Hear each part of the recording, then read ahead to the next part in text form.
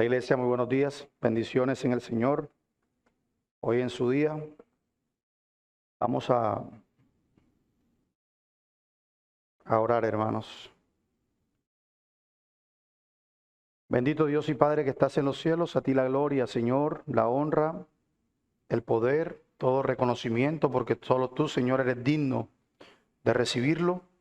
Agradecemos profundamente el poder estar en este lugar, en tu casa, en tus atrios, por el privilegio de poder venir a adorarte, Señor, en tu día. Te queremos implorar que tu sabiduría y tu gracia nos acompañen hoy, que recibamos tu palabra con gozo, pero no solo recibámosla, Señor, sino que nos ayudes a atesorarla, que podamos colocarla por obra, que nos des las fuerzas y el deseo, Señor, de seguir cada día sirviéndote y aferrándonos en perseverancia a tus estatutos, a tus preceptos, en amor a nuestro Señor y Salvador Jesucristo, que dio su vida por nosotros y nos redimió, Señor, del pecado y de la muerte. Yo te pido que le des sabiduría a mis hermanos, que tu palabra, Señor, cumpla el propósito importante por el cual la envías y que tu iglesia, Señor, sea grandemente edificada en esta mañana. Gracias, Señor, en el nombre de Jesús. Amén y amén. Vamos a continuar, hermanos, con nuestras exposiciones en el libro de Éxodo. Les invito a que me acompañe a Éxodo capítulo 5. Hoy vamos a exponer o vamos a tratar de hacer todo un recuento de lo que va a ser el capítulo 5 hasta el capítulo 10 del libro de Éxodo. Así que les invito a que por favor me acompañe Éxodo capítulo 5.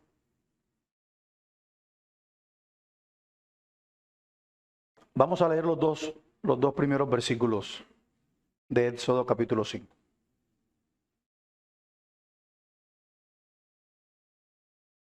Si lo encontró, le invito a que se ponga sobre sus pies.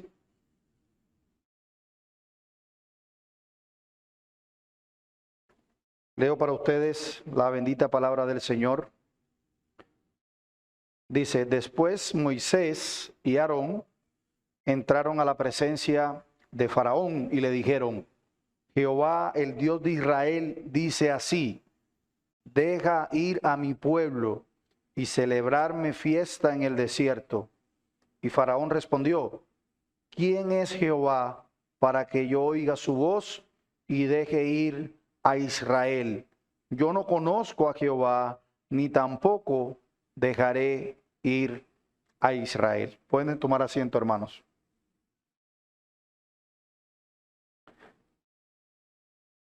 Recordemos, hermanos, que el libro de Éxodo relata la historia del éxodo del pueblo de Israel de la esclavitud en Egipto hacia la tierra prometida. El capítulo 5 se sitúa justamente después de que Moisés y Aarón se hayan presentado ante el faraón para solicitarle que permita al pueblo de Israel salir de Egipto para poder adorar al Dios en el desierto. Recordemos un poco en el contexto de este capítulo 5. Faraón, quien era el gobernante supremo de Egipto y podríamos decir que el hombre más importante en el mundo en esa época, o el hombre que tenía más poder en el mundo en esa época, muestra inmediatamente resistencia a la petición de Moisés y Aarón y se niega a permitir, por supuesto, que el pueblo de Israel se vaya. Recuerden que el pueblo de Israel había sido esclavizado y por supuesto la mano israelita dentro de los esclavos era una mano que gozaba de buena reputación en cuanto al trabajo. Ellos eran buenos trabajadores siendo esclavos. Así que eso crea una gran tensión, ¿cierto?, entre Moisés y Aarón, quienes representan en este caso al pueblo de Israel, y el faraón, quien simboliza el poder de la opresión de todo el sistema egipcio. Así que Moisés y Aarón se acercan a Faraón y le presentan la solicitud de liberar a los israelitas, así tal cual como el Señor les había ordenado. Sin embargo, en lugar de aceptar la petición, el faraón lo que hace es que responde incrementando la carga de trabajo de los israelitas. El faraón va a ordenar a los capataces egipcios que dejen de suministrarle paja a los israelitas, quienes debían usarla para los ladrillos. Ellos de alguna manera le suministraban la paja para que pudieran hacer ladrillos. Ahora les había ordenado de que no le dieran la paja, sino que el mismo pueblo de Israel tenía que ir a buscar la paja, lo cual significaba obviamente un trabajo mayor. Así que ellos se vieron obligados a obtenerla por sí mismos, mientras que mantenían la misma cuota de producción de ladrillos que inicialmente se le había dado. Si leemos por allá en el capítulo 5, versículo 9, o vamos a leer desde el 8, Faraón dice: y les impondréis la misma tarea de ladrillo que hacéis antes, y no le disminuiréis nada porque están ociosos. Por eso levantan la voz diciendo: vamos y ofrezcamos sacrificio a nuestro Dios. Agrávese la servidumbre sobre ellos para que se ocupen en ella y no atiendan palabras mentirosas. Esa fue la orden que precisamente da Faraón. Así que esta situación, por supuesto, hermanos, causa gran angustia y sufrimiento para el pueblo de Israel, ya que la tarea se vuelve mucho más difícil de cumplir sin el suministro de la paja. El trabajo se iba a ver incrementado sustancialmente. Así que los israelitas se empiezan a quejar a Moisés y a Aarón. Y de hecho, como es costumbre en nosotros, siempre buscar responsables, ellos lo que hacen es que empiezan a responsabilizarlos de la situación difícil en la que se iban a encontrar luego que Faraón diera la orden de incrementar su trabajo. Moisés, a su vez, se dirige a Dios en oración y le expresa su frustración y desesperación. ¿Por qué? Porque el plan, entre comillas, no había salido como él lo esperaba. Moisés está frustrado por la falta de éxito en su misión en liberar el pueblo de Israel. Así que desde un punto de vista más amplio, ese capítulo 5 nos muestra esa confrontación entre el poder opresivo, ese poder opresivo de Faraón y el deseo de libertad del pueblo de Israel. Entonces el Faraón va a representar, repito, un sistema de gobierno opresor que explota y afirma su dominio sobre los oprimidos, mientras que Moisés y Aarón representan el pueblo en busca de la liberación y la posibilidad de adorar al único Dios verdadero estando en libertad. Además, esa tensión pues se nos deja ver muy en claro en este capítulo 5, la lucha interna que experimenta Moisés como líder del pueblo, a pesar de actuar según las instrucciones de Dios. Moisés se siente frustrado y él va a cuestionar su capacidad como líder, va a cuestionar su capacidad para poder llevar a cabo la misión de liberación que Dios le había encomendado. Así que esa lucha interna y ese sufrimiento del pueblo de Israel se convierten en elementos importantes para el desarrollo posterior de la historia y el mensaje de todo este libro del Éxodo. Así que ese capítulo 5 vemos exactamente eso. Ahora bien, ¿qué podemos extraer como aplicaciones de ese versículo 5? Por ejemplo, así como Faraón en ese versículo 2, donde él dice claramente quién es el Señor o quién es Jehová para que yo obedezca su voz y deje ir al pueblo de Israel. Yo no conozco a su Dios, ni tampoco dejaré ir al pueblo de Israel. Y así como Faraón no conoció al Señor, muchas personas hoy en día tampoco lo conocen. Y también presentan la misma actitud ante Dios. Claro que no lo admiten ni dicen, yo no te conozco y tampoco voy a hacer lo que tú me ordenas, como sí lo hizo Faraón explícitamente a Moisés. Pero sí lo hacen con sus vidas, viviendo vidas a espaldas de Dios, viviendo vidas a espaldas de su ley, viviendo vidas haciendo lo que se les da la gana. Sin embargo, nuestra tarea como creyentes es presentar a Dios a quienes no lo conocen y demostrar su amor y poder a través de sus vidas en la persona de nuestro Señor Jesucristo. Así que, así también como para Moisés y para Aarón, representó un desafío importante cuando Faraón aumenta la carga de trabajo de los israelitas para liberarlos. Porque no podemos, hermanos, apartarnos del contexto. ¿Qué hubiese hecho usted o qué hubiese hecho yo al ver la respuesta inmediata de Faraón? Y que por culpa de esa solicitud el pueblo se viera miscuido o inmerso en muchas más cargas. ¿Cómo se hubiese sentido usted y yo? Seguramente también como se sintió Moisés, frustrado, culpable quizás, porque pues hacer esto no salió tan bien como ellos al principio hubiesen querido. Sin embargo, hermanos, era una prueba para la fe, no solo de Moisés y Aarón, sino también pone a prueba severamente al pueblo, una prueba. Y las expectativas iniciales de liberación iban a verse frustradas. Y a menudo nosotros, cuando seguimos a Dios, también enfrentamos ciertos desafíos, obviamente no en las mismas proporciones de lo que vivió el pueblo de Israel, pero sí presentamos desafíos inesperados, porque pueden aparecer que las cosas empiezan como a empeorar en vez de mejorar. Y no encontramos quizás una salida inmediata a los problemas que nos aquejan. Pero en ese momento es donde debemos recordar que Dios tiene un plan muchísimo más grande que nosotros y que por supuesto Él nunca ha dejado de estar al control de cada situación que vivamos. Y ahí es donde debemos entonces confiar en su soberanía. Porque recuerden el propósito de las pruebas.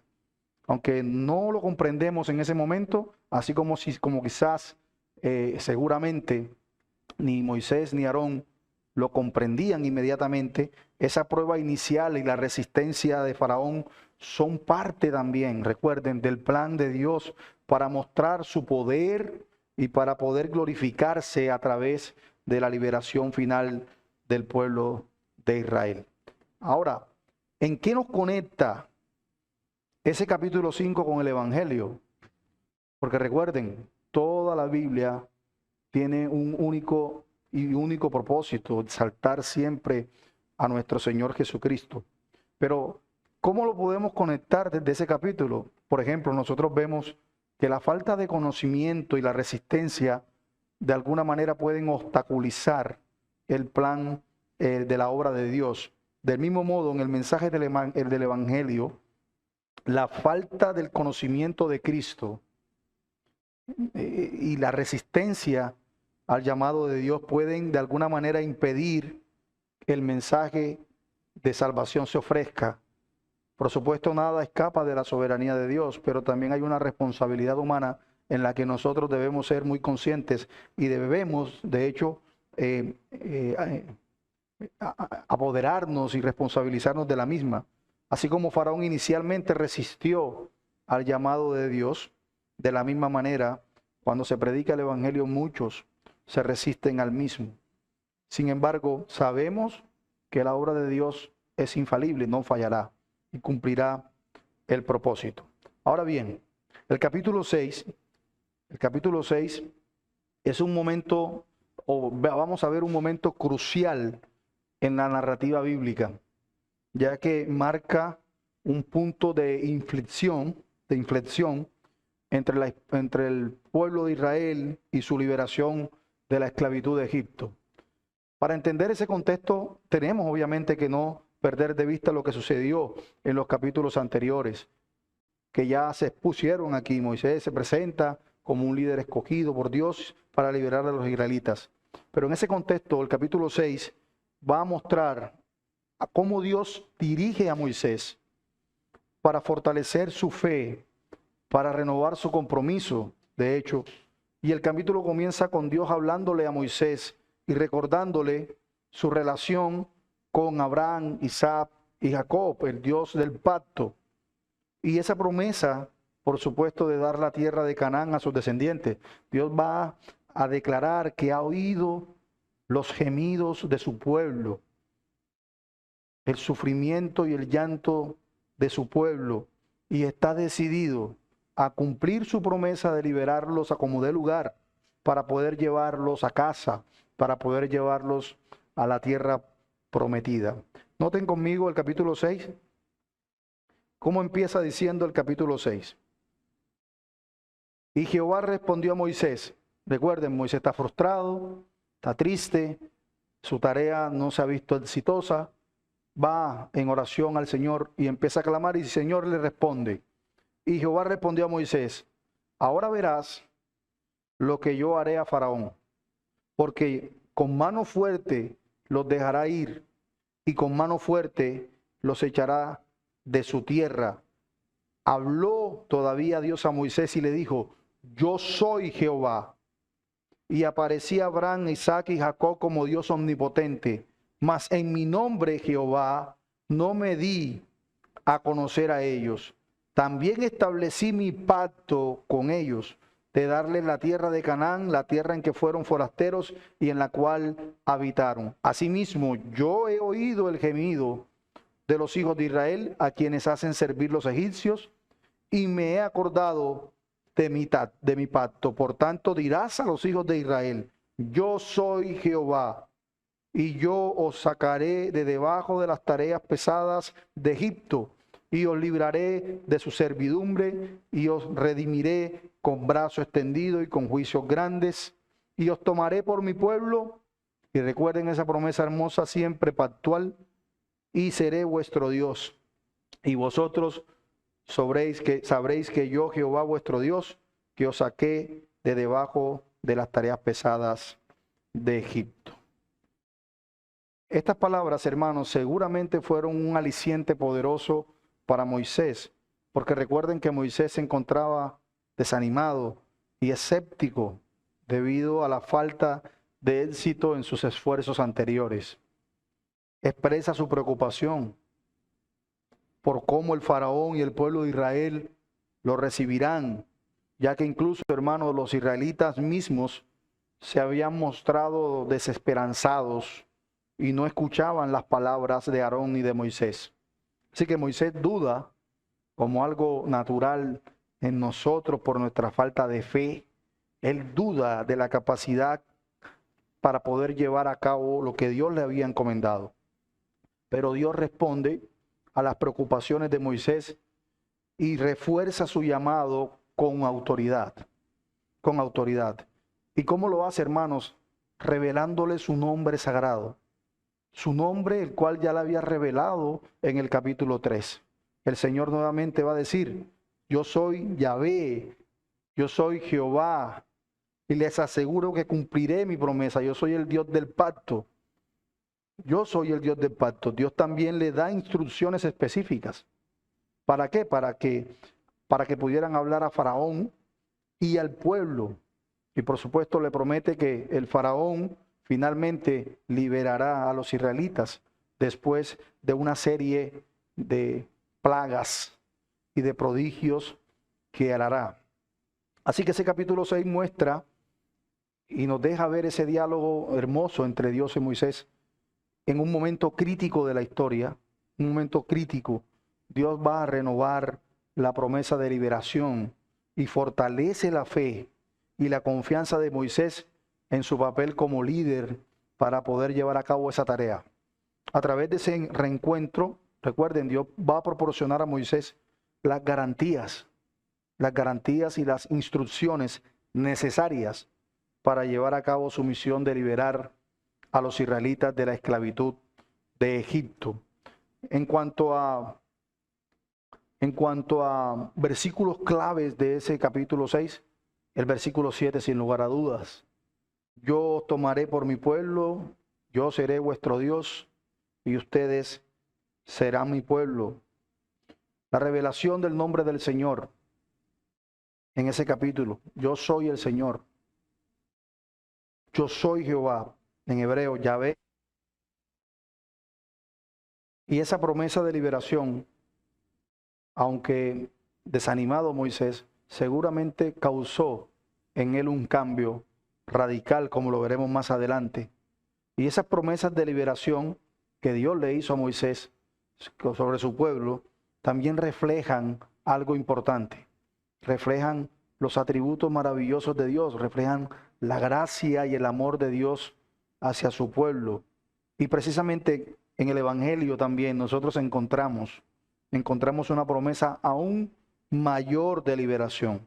Recuerde que esa promesa de liberación física estaba obviamente tipificando a una liberación mucho mayor, una liberación espiritual, la liberación del pecado y de la muerte a través de la fe en nuestro Señor Jesucristo, que es el camino hacia la relación restaurada con Dios.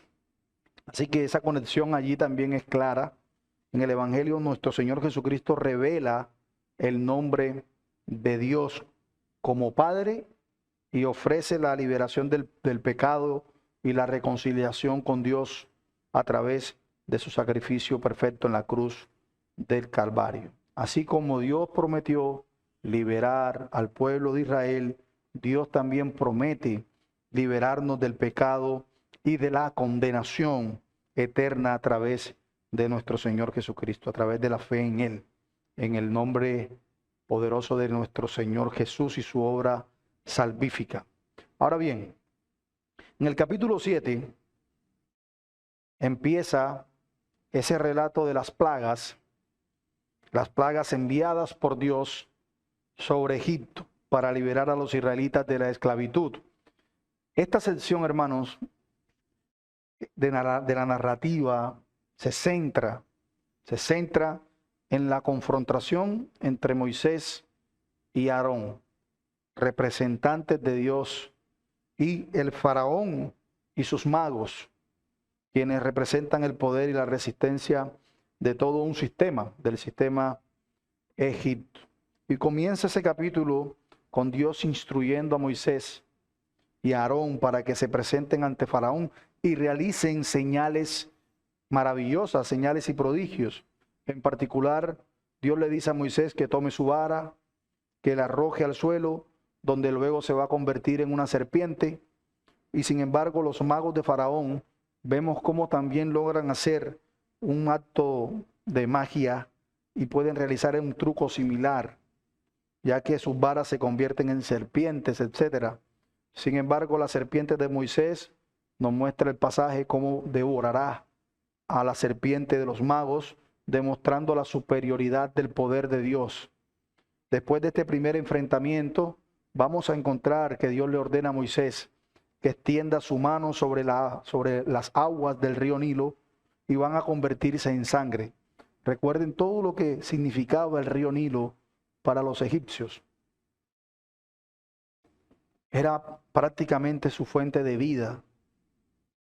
El Nilo tenía un significado especial, muy especial para los egipcios. Y al convertirlo en sangre, Dios estaba atacando directamente a su fuente de vida y a su fuente de prosperidad.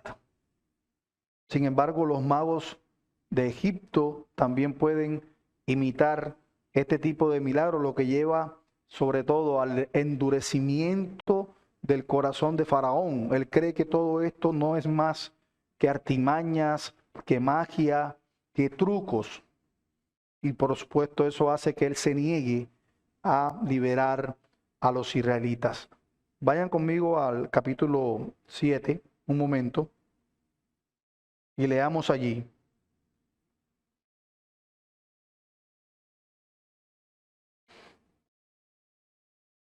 Versículo 13 del capítulo 7. Y el corazón de Faraón, ¿qué pasó? Se endureció y no los escuchó, como Jehová lo había dicho, la plaga de sangre. Se endureció el corazón de Faraón. Y vemos entonces cómo ese pasaje realmente va a ilustrar entre esa batalla entre el poder de Dios y el poder de Faraón y los dioses egipcios. aunque los magos pueden imitar algunos de los milagros, por decirlo de esa manera, realizados por Moisés y por Aarón, queda claro, hermanos, que el poder, que la autoridad de Dios son superiores.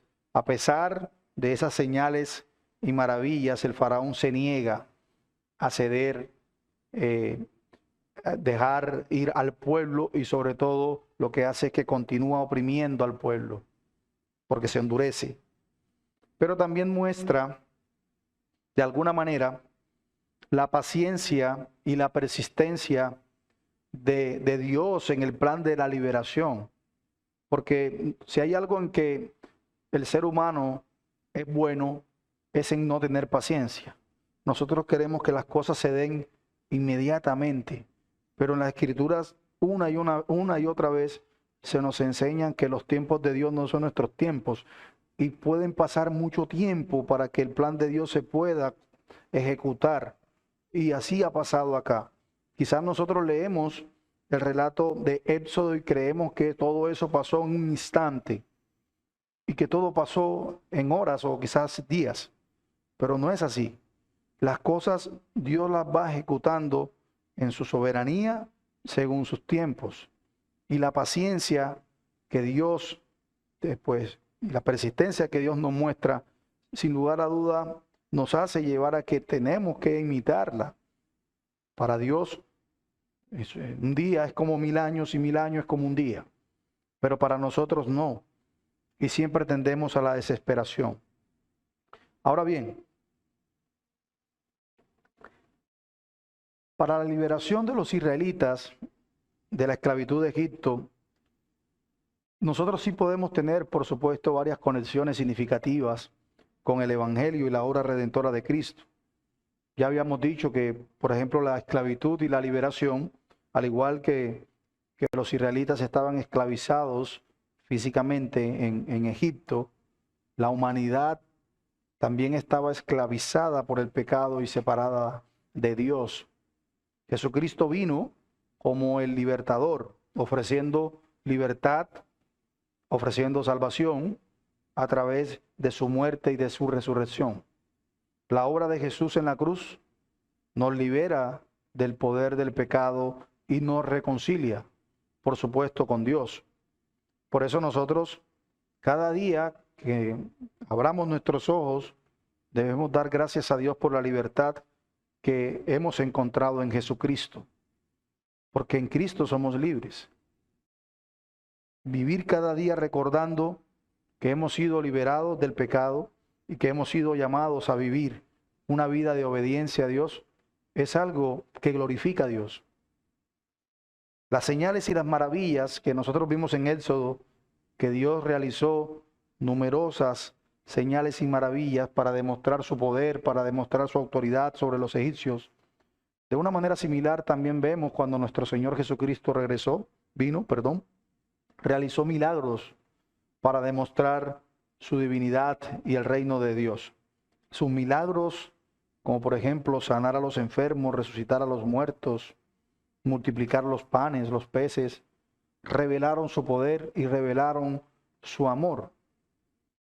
De esa manera nosotros, cuando buscamos la intervención en nuestras necesidades, confiamos también de que Dios lo puede hacer, porque para Dios no hay nada imposible. Pero si hay, sin lugar a dudas, si hay una enseñanza en ese capítulo 7, es la resistencia y el endurecimiento del corazón del faraón. Cuando Faraón se endurece y sigue ordenando a los egipcios que se resistan a la liberación de Israel, a pesar de las señales y a pesar de las maravillas, de esa manera similar, obviamente guardando las proporciones, hay personas que se resisten al mensaje del Evangelio y se endurecen hacia la gracia y el amor de Dios. Si bien es cierto, quizás hoy no vemos los milagros sobrenaturales y portentuosos que sí vio el pueblo egipcio, milagros grandes, sino que no le damos la dimensión, porque ver a un hombre esclavo del pecado completamente viviendo a espaldas de Dios, muerto en sus delitos y pecados.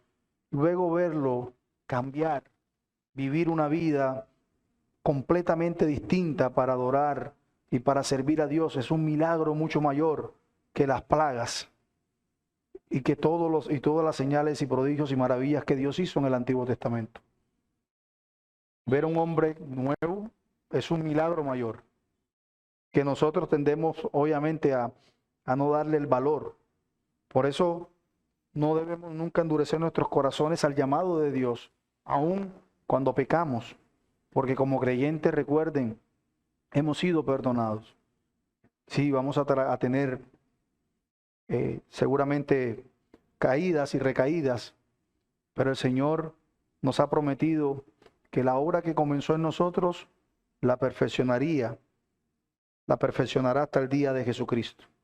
Así que ese capítulo 7 nos muestra eso y nos enseña todo lo que debemos valorar en busca de la gracia de Dios, buscando la humildad y la disposición para poder nosotros seguir a Cristo en obediencia, viendo, por supuesto, eso que sucedió.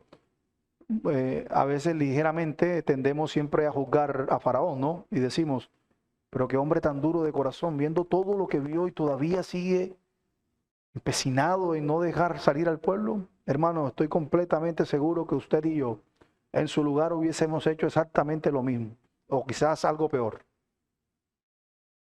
Porque Dios quiso revelar la negrura del corazón humano cuando se aleja de Él.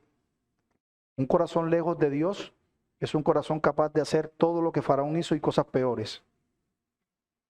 Luego en el capítulo 8, nosotros vemos más plagas que fueron enviadas por Dios sobre el pueblo de Egipto con el fin, por supuesto, de persuadir a Faraón de liberar al pueblo de Israel de la esclavitud.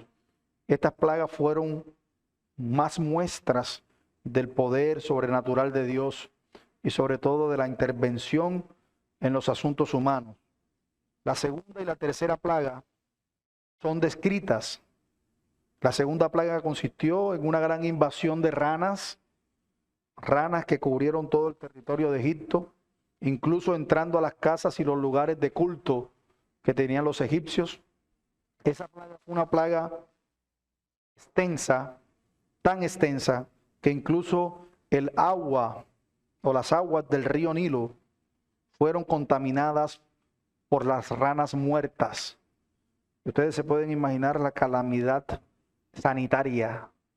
Eso causaría la única fuente de sustento, de vida, que era el río Nilo, se viese contaminada con toda esa cantidad de ranas muertas. El agua ya no era consumible. Se pueden imaginar lo que estaría pasando por la mente, no solo de los egipcios, sino también de los israelitas, que obviamente se beneficiaban de ese agua. Pero Faraón trató de reaccionar ante la gravedad y llamó a Moisés y Aarón a Dios para que quitara de la tierra. Moisés le dio a Faraón, hermanos, la opción de elegir el momento en que las ranas fueran quitadas. Y el Faraón pidió que fuera al día siguiente. Y a pesar de su promesa, Faraón volvió a endurecer su corazón y no liberó al pueblo de Israel como lo había pedido. Luego vemos la tercera plaga, que fue la invasión de piojos y mosquitos.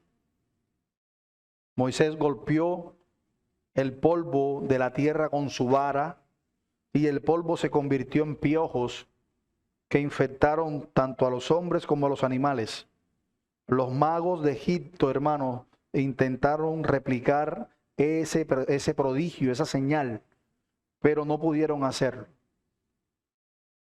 La plaga fue tan molesta, tan desesperante, tan persistente, que incluso los mismos magos de Faraón reconocieron que era una intervención divina. Y dijeron al Faraón que se trataba del dedo de Dios. Sin embargo, hermanos, nuevamente Faraón se negó a liberar a los israelitas. Y este capítulo 8, las plagas demuestran una vez más la paciencia de Dios.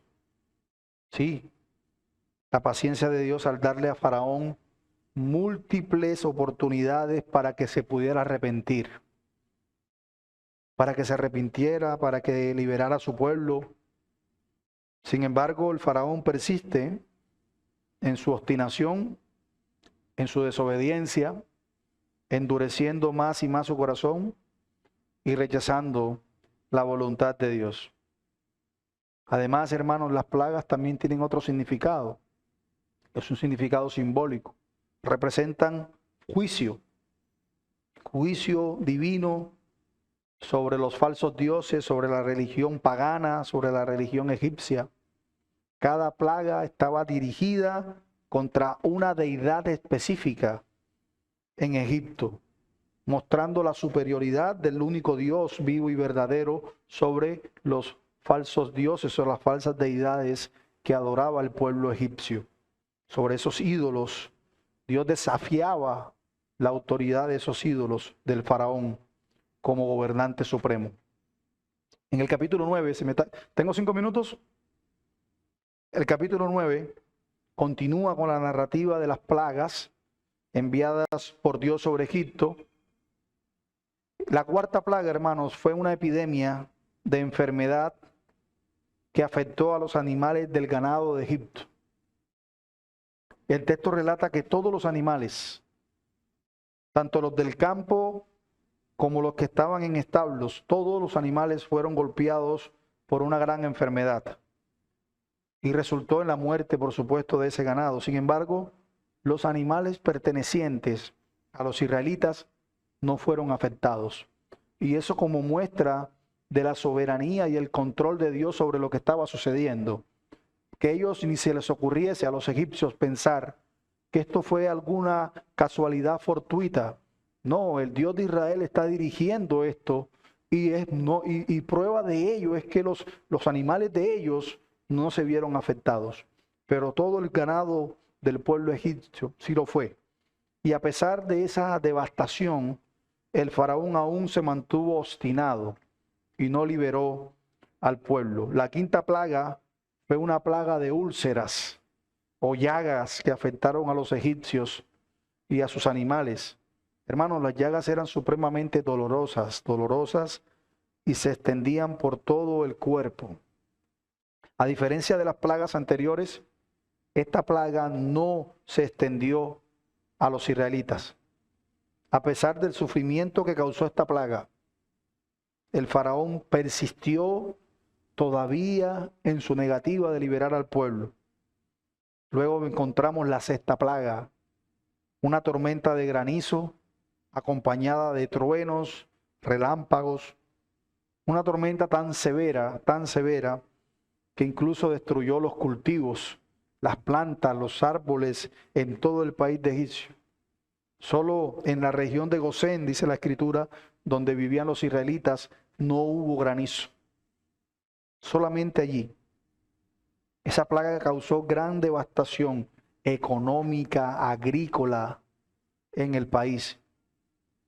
Pero Faraón se mantuvo aún firme en su decisión de no dejar ir al pueblo. Nosotros podemos destacar, hermanos, varios aspectos importantes de ese capítulo. Porque las plagas continúan mostrando, recuerden, el poder soberano, sobrenatural de Dios sobre la naturaleza incluso. Su capacidad para poder intervenir en los asuntos humanos como un juicio divino. Cada plaga se dirige a aspectos específicos de la vida egipcia. Cada plaga, como el ganado, la salud, la agricultura, demostrando la supremacía de Dios sobre los ídolos, sobre las deidades paganas. Además, todos estos capítulos también nos dejan ver una y otra vez precisamente la dureza del corazón de Faraón. Ya por último, en el capítulo 10, en este capítulo Dios envía otra plaga, la plaga de las langostas. sobre la tierra de Egipto como una advertencia al faraón, para que permita que su pueblo salga por fin de la esclavitud hacia el desierto. La plaga de langosta era la octava plaga de las 10 plagas que Dios envía sobre Egipto. Y el faraón no escucha la advertencia de Moisés una vez más y a sus consejeros, rechaza la liberación, entonces Dios desata esa plaga de langostas. Luego, después de la negativa de eso, pues Faraón, consciente un poco de la destrucción que las langostas han causado, llama una vez más a Moisés y Aarón y admite su pecado, entre comillas, promete dejar ir al pueblo de Israel y les pide que oren a Dios para que retire esa plaga de langostas. Moisés ora y Dios envía un fuerte viento que barre langostas hacia el Mar Rojo, donde ellas mueren. Sin embargo, hermanos, una vez más, Faraón cambia de opinión y se niega a liberar a los israelitas. Y a pesar de las advertencias y las terribles consecuencias de las plagas, su corazón seguía endurecido. Las plagas, hermanos, no fueron suficientes para Faraón. Y al observar todas esas plagas y la liberación de los israelitas y el falso arrepentimiento de Faraón, vemos cosas similares en nuestros días. Y vemos muchos que profesan de alguna forma ser cristianos, pero de alguna manera son como Faraón. Piensan que de alguna manera pueden burlar a Dios. Piensan que de alguna forma le pueden engañar. Y solamente claman a Él para que Dios los liberte de las circunstancias o de las calamidades que en ese momento puedan estar viviendo. Y luego que Dios en su misericordia quizás lo haga nuevamente, retoman su vida de pecado y nuevamente viven a espaldas de Dios, como Faraón lo quiso hacer con Moisés y Aarón. Dureza de corazón, falso arrepentimiento. Y como creyentes nosotros debemos examinar precisamente todo el tiempo nuestros corazones para evitar que caigamos en falsos arrepentimientos. Falsos arrepentimientos. Por último, luego vemos la plaga que quizás desata o doblega de alguna forma a Faraón, que es la plaga de la muerte de los primogénitos. Pero eso se verá más adelante. Ahorita, hasta el capítulo 10, ya se me acabó el tiempo. ¿Qué podemos concluir de todo esto? De que hemos estudiado de los capítulos 5 al capítulo 10. En esos capítulos, hermanos, vimos de alguna manera la interacción entre el poder de Dios y la dureza del corazón humano.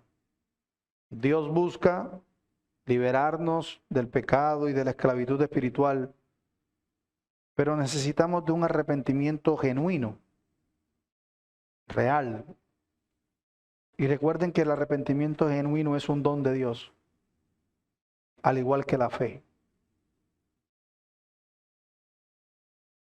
Solo Cristo, solo en Jesús podemos experimentar verdadera libertad. Y que esta historia que hemos leído nos recuerde la importancia de conocer a Dios íntimamente, porque un corazón alejado de Dios es esa muestra, un corazón como el de Faraón, capaz de seguir así, endurecido, aunque vemos claramente por la Escritura lo que el apóstol Pablo enseña en Romanos, capítulo 9, que es Dios mismo quien endureció el corazón de Faraón para glorificarse, para mostrar en él su poder. Pero un corazón alejado de Dios es precisamente eso, un corazón capaz de poder hacérsele a la vista gorda ante los actos de Dios, ante los hechos de Dios, ante la gloria de Dios. Que esa historia nos recuerde la importancia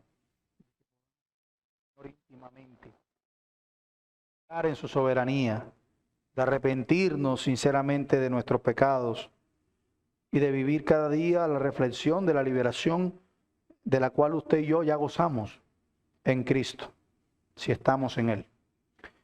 Se me acabó el tiempo, el Señor bendiga su palabra y nos ayude, oramos y tenemos un espacio para aportes y para preguntas. Amado Dios, te damos gracias, Señor, porque tú eres bueno en gran manera. A ti la gloria, la honra, Señor. Permite que tu palabra pueda, Señor, cumplir sus propósitos en nuestra vida. Ayúdanos, porque te necesitamos. No permitas que nuestro corazón se endurezca, Señor, sino que siempre manténnos el fuego vivo en él, el fuego vivo del Evangelio, recordándonos, oh Señor, lo débiles que somos y lo necesitados, oh Señor, que estamos. A ti la gloria en Cristo Jesús, nuestro Señor. Amén y amén. Mis hermanos, aportes, preguntas. Pastor Pedro.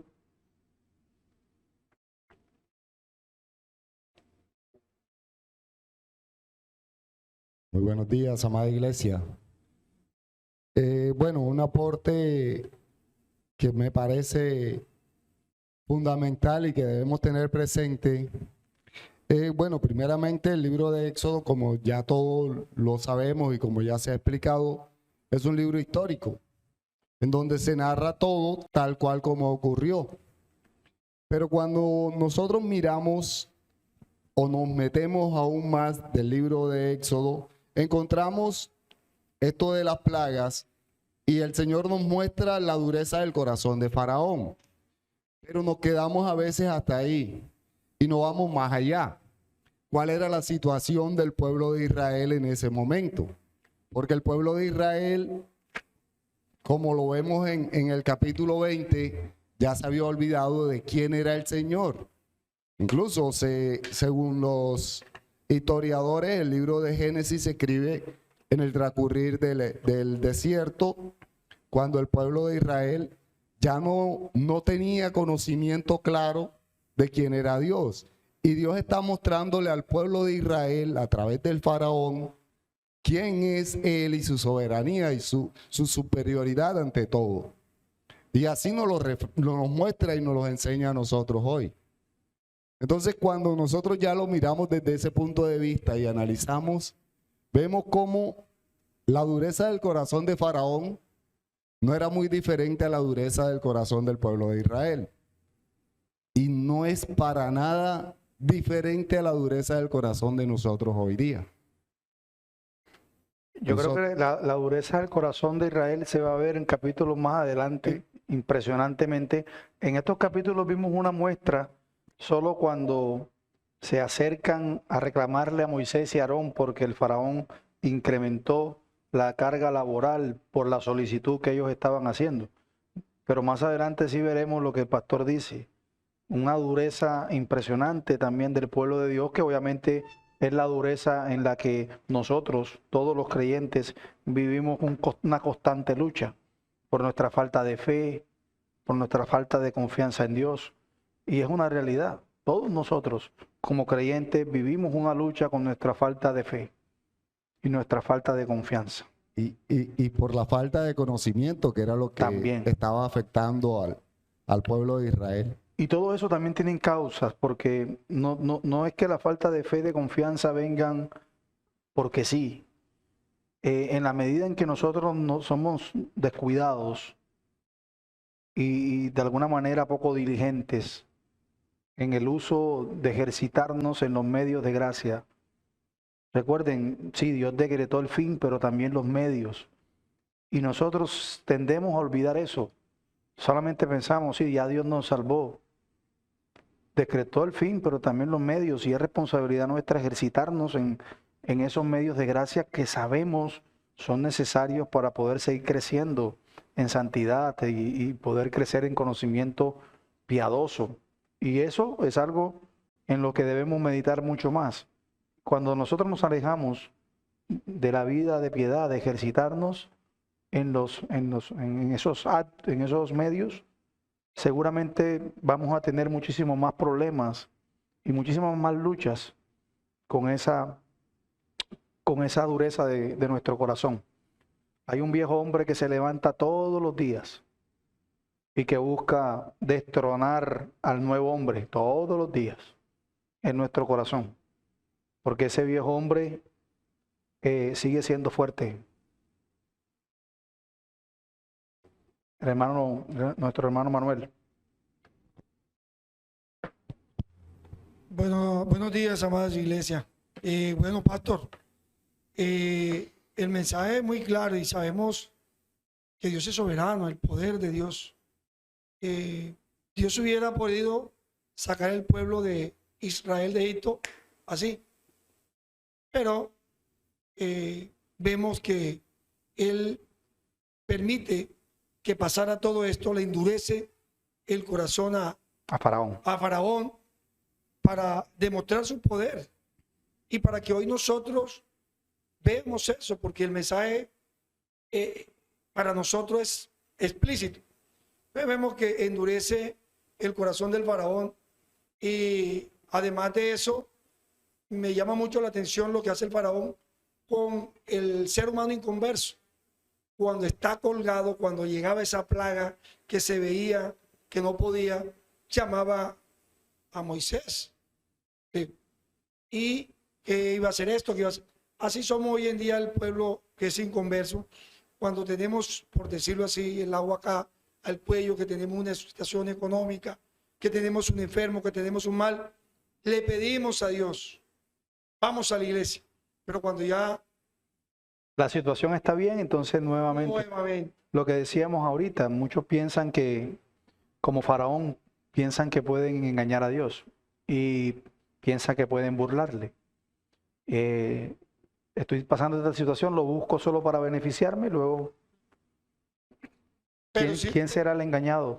Sí, pero sí vemos todo lo que pasa y el poder que el Señor muestra ahí. Y mire que me llama también mucho la atención, pastor, al inicio lo de Moisés, que se entristece, eso vemos que había falta de fe, como le pasó en su momento a uno de los apóstoles. Pero cuando el Señor lo llama y le muestra todo, ahí es donde Moisés y nuevamente comienza a luchar. Y si ustedes notan algo, lo que decíamos ahorita, si ustedes notan algo, el tema de los tiempos, cuando Dios le promete a Abraham un hijo, ¿cuántos años pasan para que se lo dé? 25. A lo mejor muchas frustraciones pasaron por la cabeza de Abraham también. Ahora pensemos en Moisés y pensemos en todos los que vienen, porque los planes de Dios y son reiterativos en la Escritura, cómo todo pasa en sus tiempos. Pero nosotros estamos acostumbrados que queremos las cosas inmediatas y creemos, Dios me lo prometió, pues Dios lo hará ya. Pero muchas veces no es así.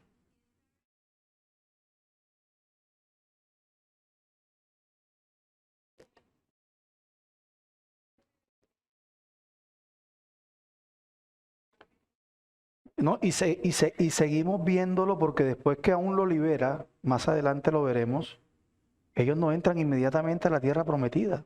¿Cuántos años duran vagando en el desierto? 40.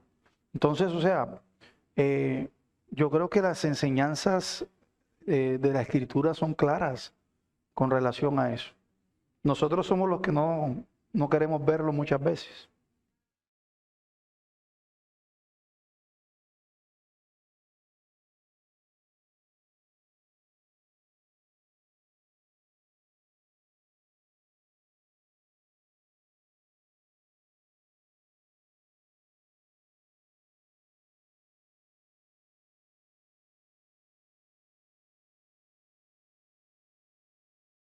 Yo creo que ese ejemplo que colocaste es fantástico.